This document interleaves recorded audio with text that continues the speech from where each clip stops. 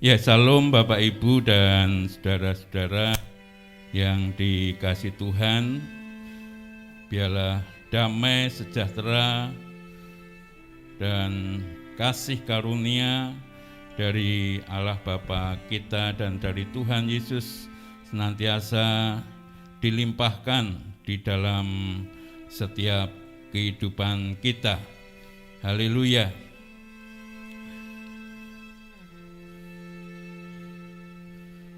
Bapak, Ibu, dan saudara yang dikasihi Tuhan, sebagaimana sekarang ini kita rasakan bahwa pandemi virus corona atau COVID-19 dampaknya bisa kita dirasakan oleh seluruh lapisan masyarakat, di mana dengan adanya virus corona ini menimbulkan kesulitan demi kesulitan dalam hidup ini. Di dalam segi kesehatan umpamanya, kita ketahui bersama bahwa virus corona ini tidak pilih-pilih. Siapa saja, semua orang bisa terpapar oleh virus ini.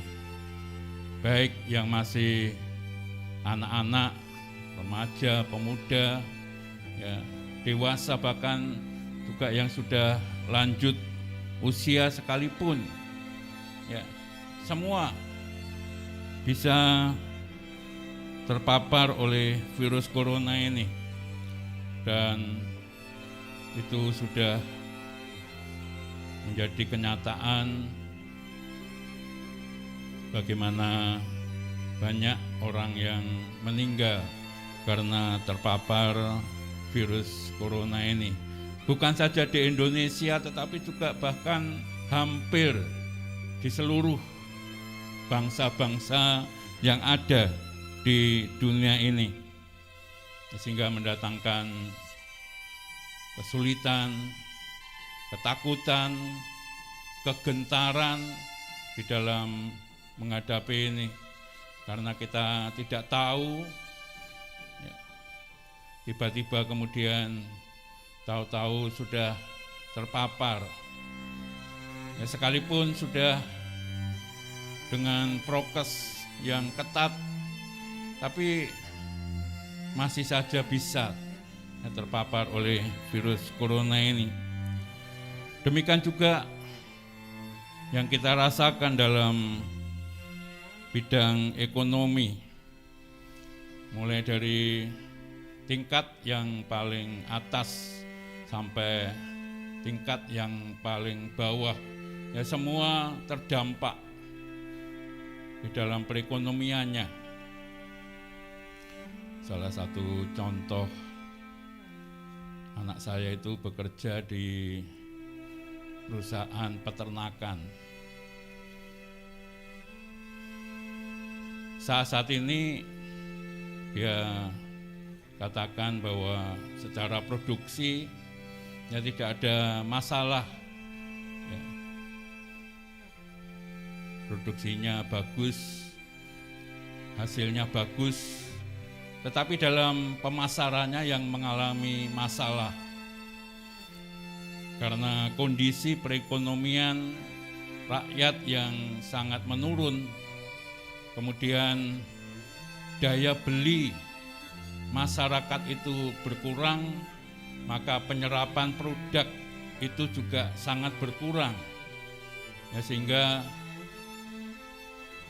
ayam yang seharusnya berat 1,5 sampai 1,7 itu sudah bisa dijual. Nah, sekarang ini sampai berat 3 kilo tidak ada yang beli. Kalau jumlahnya hanya 100-200 ekor, tidak masalah. Nah ini ratusan ribu, ya tetap ada di kandang. Ya, tidak mungkin akan dibiarkan saja, pasti juga harus diberi makan. Artinya pengeluarannya tambah banyak, tapi produknya tidak bisa dijual. Nah ini berdampak sedemikian rupa dari tingkat hulu sampai ke pembeli. Ini satu contoh yang nyata yang terjadi karena dampak dari virus corona ini. Kemudian di bidang lain, umpamanya di bidang pendidikan, ya cucu saya ini mulai masuk sekolah TK. Ya, untungnya TK-nya dekat, ya, di TK Pelangi Kasih. Tapi sekalipun dekat, sama saja dengan yang jauh. Karena apa? Karena tidak bisa tatap muka. Harus dengan tugasnya itu dengan cara daring, ya, diberikan kepada orang tua, kemudian orang tua yang harus mengajari anaknya. Jadi bukan gurunya yang mengajari anak-anak, tapi justru orang tua yang mengajari anak-anaknya.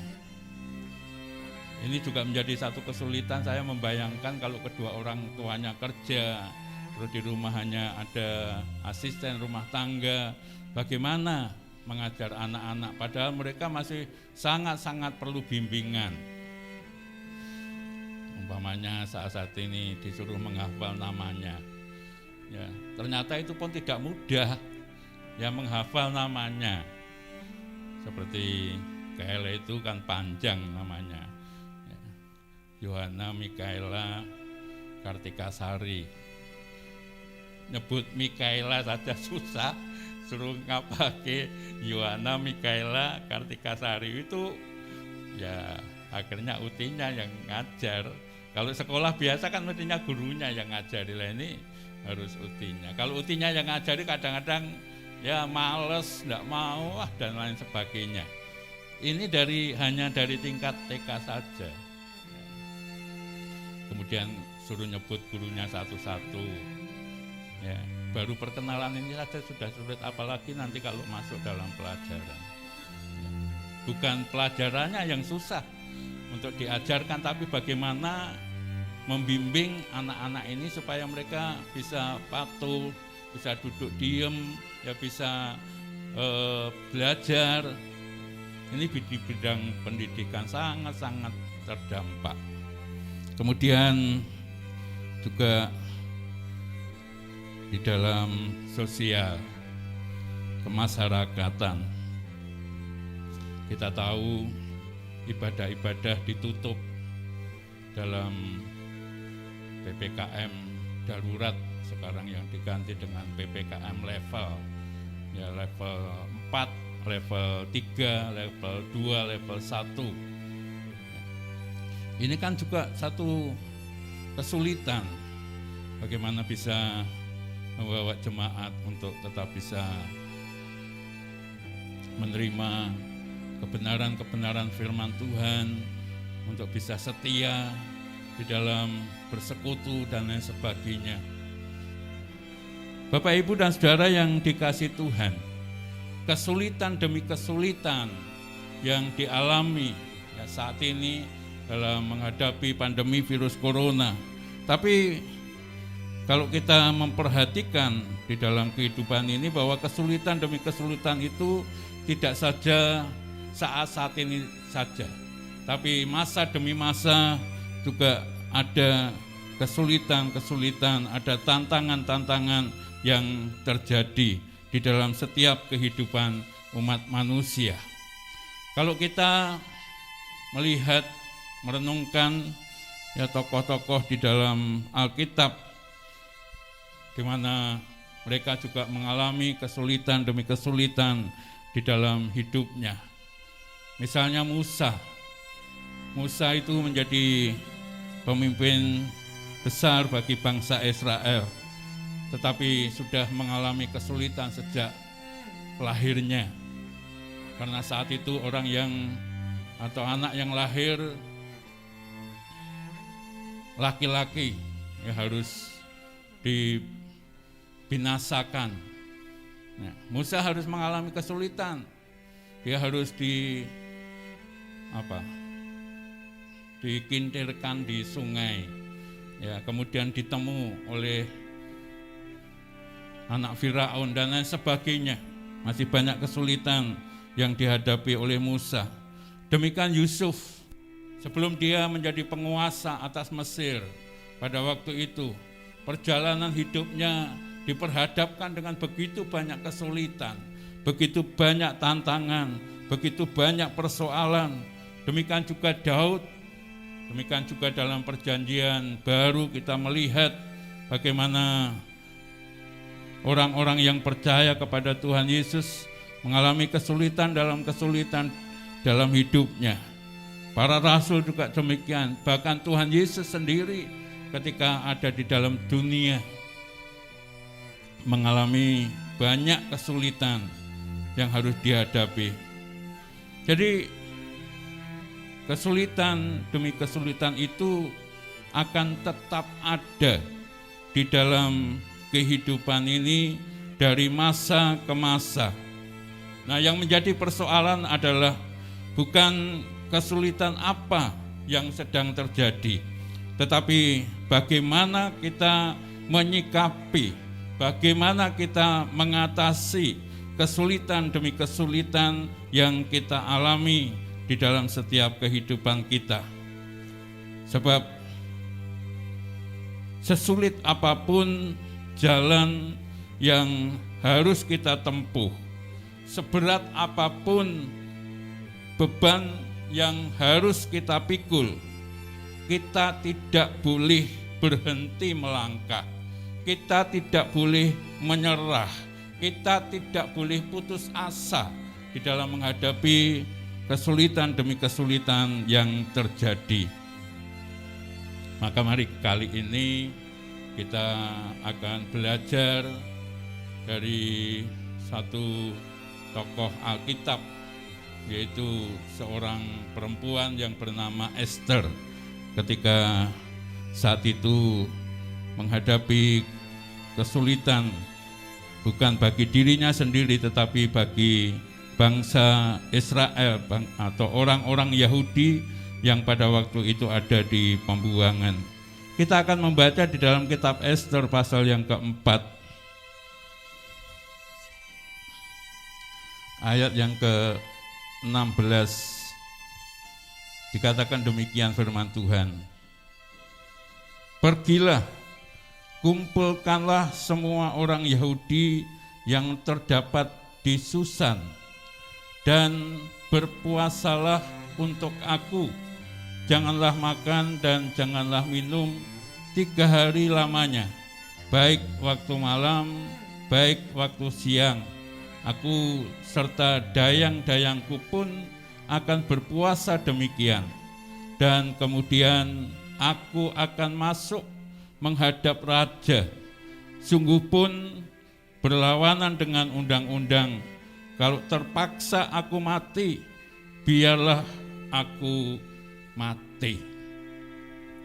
Ya, kita sudah tahu bagaimana kondisi orang-orang Yahudi yang ada di pembuangan pada waktu itu, di mana pada waktu itu Haman ya punya tipu muslihat untuk melenyapkan, membinasakan orang-orang Yahudi yang ada di Babel pada waktu itu. Dan hal itu diketahui oleh Mordekai. Dan kemudian mendengar apa yang menjadi rencana Haman ini, maka Mordekai sangat boleh dikatakan berduka ya, melihat atau mendengar rencana yang dibuat oleh Haman. Sebab pada waktu itu Haman adalah seorang yang sangat boleh dikatakan diberi kuasa oleh Raja Ahasveros, ya, sehingga dia memiliki otoritas boleh dikatakan yang besar di negeri itu. Dan kemudian apa yang menjadi rencana Haman ini diberitahukan kepada raja, dan singkatnya raja kemudian menerima apa yang dikatakan oleh Haman. Dan ini menjadi kesedihan bagi Mordekai pada waktu itu, sampai akhirnya Mordekai ya memakaikan kapung dan lain sebagainya. Kemudian berusaha untuk memberitahukan kepada Ester yang pada saat itu sudah menjadi permaisuri raja. Ketika Ester diberitahu pun Ester juga berkata, apa yang bisa aku lakukan? Ya, aku tidak mungkin melanggar aturan-aturan yang sudah dibuat oleh raja. Kalau aku tidak dipanggil oleh raja, maka orang yang menghadap kepada raja pasti akan dihukum seberat-beratnya, bahkan bisa dihukum mati. Tapi kemudian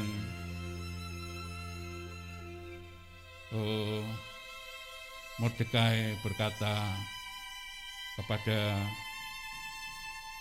Ester, sekalipun engkau ada di kerajaan, tetapi engkau pun tidak akan luput dari tipu muslihat Haman ini. Maka kemudian Ester mengambil satu keputusan seperti apa yang dikatakan oleh Ester di dalam Ester 4 ayat yang ke-16 ini. Pergilah, kumpulkanlah semua orang Yahudi yang terdapat di Susan dan berpuasalah untuk aku. Janganlah makan dan janganlah minum 3 hari lamanya, baik waktu malam, baik waktu siang. Aku serta dayang-dayangku pun akan berpuasa demikian. Ketika menghadapi masalah, bukan saja bagi dirinya sendiri, tetapi juga bagi orang-orang Yahudi yang ada di pembuangan pada waktu itu, Ester tidak hanya mementingkan dirinya sendiri, tapi Ester juga memperhatikan, Ester juga peduli kepada umat atau orang-orang Yahudi yang ada di pembuangan. Maka dia mengambil satu keputusan untuk mencari Tuhan. Caranya bagaimana?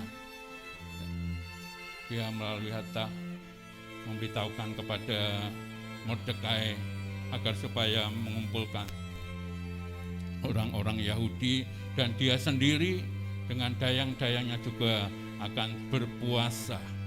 Tapi tidak hanya berpuasa secara fisik, tapi berpuasa itu artinya bahwa dia juga akan berdoa kepada Tuhan, kemudian merendahkan diri di hadapan Tuhan, memohon kepada Tuhan agar supaya kasih karunia yang daripada Tuhan dinyatakan kepada orang-orang Yahudi yang akan dibinasakan oleh Haman pada waktu itu.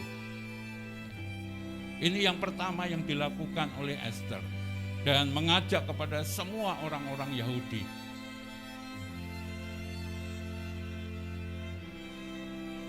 Ini adalah langkah yang sangat penting ya bagi setiap kita, yang perlu kita responi dan perlu kita teladani di dalam setiap kehidupan kita. Sebab umumnya ketika orang menghadapi kesulitan, ketika orang menghadapi masalah, ketika orang menghadapi persoalan, maka fokus pikirannya, ya, hatinya itu ada dalam kesulitan itu, ada dalam persoalan itu, ada di dalam masalah itu. Dan yang pertama pertanyaannya adalah, bagaimana aku bisa menghadapi semuanya? Bagaimana aku bisa menyelesaikan semuanya? Dengan kekuatan dan kemampuannya sendiri. Tetapi yang dilakukan Esther pada waktu itu tidak. Dia lebih mengutamakan untuk mencari Tuhan, untuk berserah kepada Tuhan, untuk mohon pertolongan Tuhan di dalam menghadapi masalah kesulitan yang terjadi. Ini yang perlu kita teladani di dalam setiap kehidupan kita ketika kita diperhadapkan dengan tantangan masalah yang ada. Bukan saja Esther, di dalam Alkitab banyak tokoh-tokoh Alkitab yang akhirnya bisa menyelesaikan masalah yang ada, kesulitan yang ada, bahkan mengalami mujizat-mujizat yang daripada Tuhan. Ambil contoh seperti Daniel. Daniel dicari-cari kesalahannya ya pada waktu itu, dan tidak ditemukan dalam pekerjaannya kesalahan apa yang bisa dipakai untuk bisa membinasakan Daniel, menyingkirkan Daniel. Tapi ada satu hal yang menjadi celah, yaitu ketika Daniel tetap menyembah kepada Allahnya, tidak mau menyembah kepada patung yang dibuat oleh raja pada waktu itu. Tapi ketika didengar oleh Daniel aturan itu, maka Daniel tidak kemudian menyerah, tidak kemudian menghindar, tapi Daniel kemudian pulang ke rumahnya, naik ke atas lotengnya dan berdoa kepada bapaknya. Dan apa yang terjadi? Memang Daniel akhirnya dimasukkan ke dalam gua singa. Tetapi disitulah kuasa Tuhan dinyatakan, mujizat Tuhan terjadi. Sekalipun dimasukkan ke dalam gua singa, tetapi tidak ada satu singa pun yang mengganggu kepada Daniel. Daniel keluar dari gua singa dalam keadaan sehat walafiat, tidak kekurangan suatu apapun. Justru dalam keadaan yang sedemikian menjadi kesaksian bagi raja dan bagi seluruh rakyat pada waktu itu, dan raja akhirnya mengakui Allahnya Daniel. Di dalam kesulitan ada kesempatan untuk mempermuliakan nama Tuhan ketika kita bisa mengambil langkah-langkah yang tepat yang bisa kita lakukan. Demikian juga sering saya katakan tentang Raja Yosafat ketika menghadapi serangan dari Bani Moab, Bani Amon, sepasukan tentara Meonim. Apa yang dilakukan Yosafat pertama kali? Dia mengambil keputusan untuk mencari Tuhan, mengajak seluruh orang-orang Yehuda, rakyat Yehuda pada waktu itu untuk berdoa, untuk berpuasa, untuk berkumpul bersama-sama.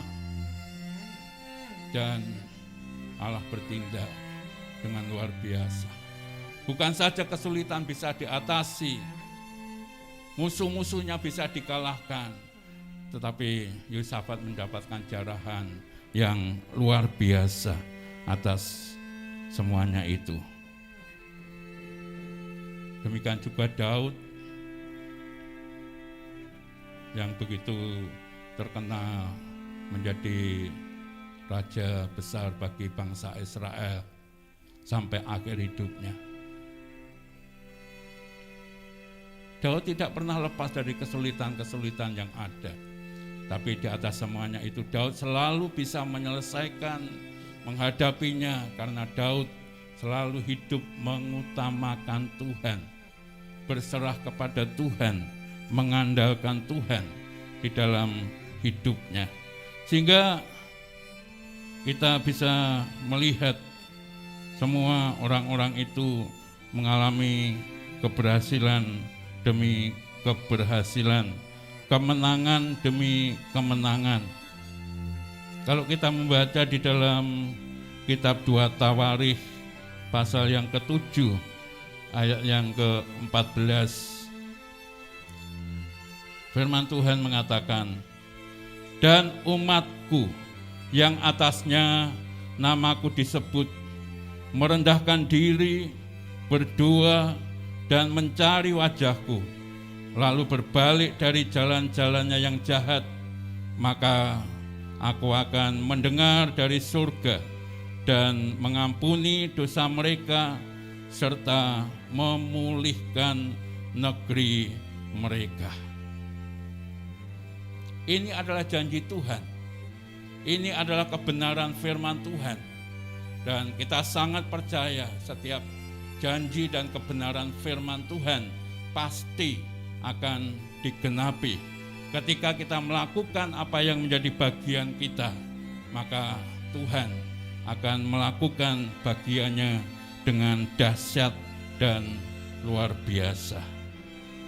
Dan umatku yang atasnya namaku disebut, setiap umat Tuhan yang senantiasa mengagungkan nama Tuhan, menyebut nama Tuhan, memuliakan nama Tuhan, merendahkan diri di hadapan Tuhan, menyadari akan segala keterbatasannya, menyadari akan segala ketidakmampuannya, dan kemudian berdoa, mencari wajah Tuhan, kemudian disertai dari berbalik dari jalan-jalannya yang jahat. Dikatakan maka Tuhan akan mendengar dari surga dan mengampuni dosa mereka serta memulihkan keadaan mereka. Maka bagi kita tidak ada kata bosan dalam doa. Ya. Sudah begitu lama kita berdoa, tetapi mana hasilnya? Kita tidak boleh ya, berkata bosan. Ya, kita tidak boleh berkata mana mungkin bisa dan lain sebagainya, tetapi biar kita tetap bertekun di dalam doa, menyembah, memuji, memuliakan nama Tuhan, merendahkan diri di hadapan Tuhan, berbalik dari kehidupan-kehidupan yang benar. Ini yang terus kita doakan, khususnya bagi bangsa dan negara kita. Maka janji Tuhan pasti akan digenapi. Tuhan akan mengampuni dosa-dosanya, karena Tuhan begitu mengasihi. Dan Tuhan akan memulihkan khususnya kita, tapi juga kita berdoa bagi bangsa dan negara kita, maka Tuhan akan mendengar setiap seruan doa kita. Itu yang pertama, mencari Tuhan. Ya, mencari Tuhan, mencari Tuhan. Ya, berdoa, merendahkan diri terus di hadapan Tuhan. Kemudian yang kedua, yang bisa kita pelajari dari apa yang dikatakan oleh Esther ini. Esther bukan saja berdoa, tetapi kemudian dia bangkit, bergerak maju. Esther berani bertindak demi untuk apa yang dirindukannya, agar supaya orang-orang Yahudi yang ada di pembuangan itu tidak sampai dibinasakan. Di dalam Esther pasal 4 ayat yang ke-16 bagian B, tadi dikatakan, aku serta dayang-dayangku pun akan berpuasa demikian, dan kemudian aku akan masuk menghadap raja, sungguh pun berlawanan dengan undang-undang. Kalau terpaksa aku mati, biarlah aku mati.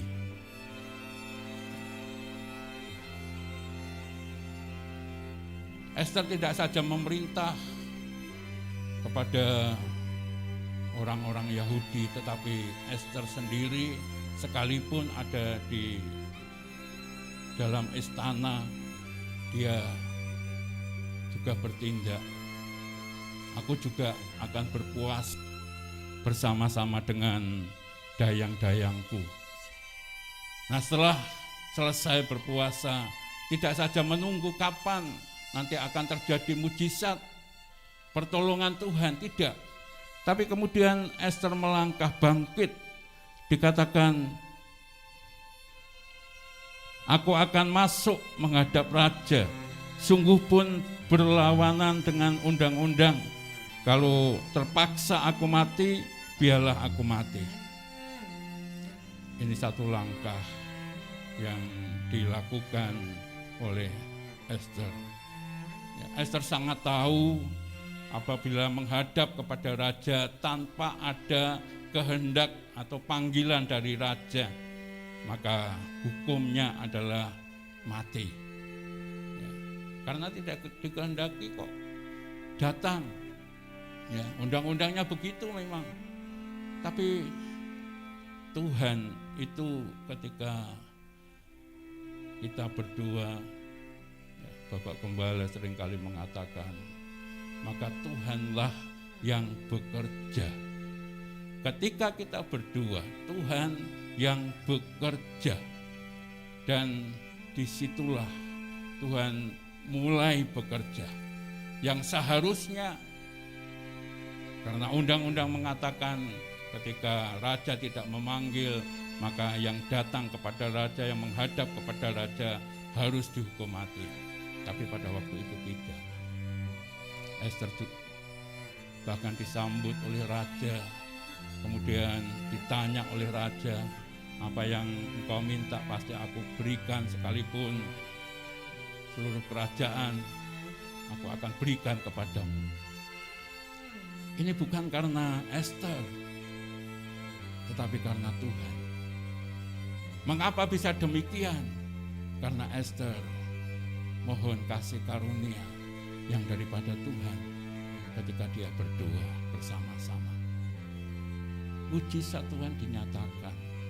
Kasih karunia yang daripada Tuhan melingkupi Raja Ahasveros pada waktu itu.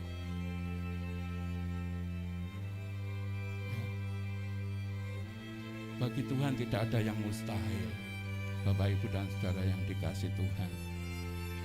Seperti yang dialami oleh Ester ini. Dan kemudian ketika Ester mengutarakan apa yang sedang dihadapi pada waktu itu kepada raja, maka singkat kisahnya adalah bahwa orang Yahudi tidak kemudian dibinasakan, tetapi Haman yang mereka-reka untuk membinasakan orang Yahudi, Hamanlah yang akhirnya mati di tiang gantungan. Karena apa? Karena Tuhan yang bertindak. Karena kasih karunia Tuhan yang dinyatakan kepada Ester dan orang-orang Yahudi pada waktu itu. Nah, Bapak, Ibu, dan Saudara yang dikasih Tuhan, kita bisa melihat bahwa benar Tuhan tidak pernah meninggalkan, Tuhan tidak pernah membiarkan bagi orang-orang yang senantiasa berserah kepadanya, yang senantiasa mengandalkan Dia, yang senantiasa percaya dan mempercayakan semua kehidupannya kepada Tuhan. Tapi juga bagi orang-orang yang berani bertindak, melangkah, sekalipun secara manusia ada akibat yang harus dihadapi.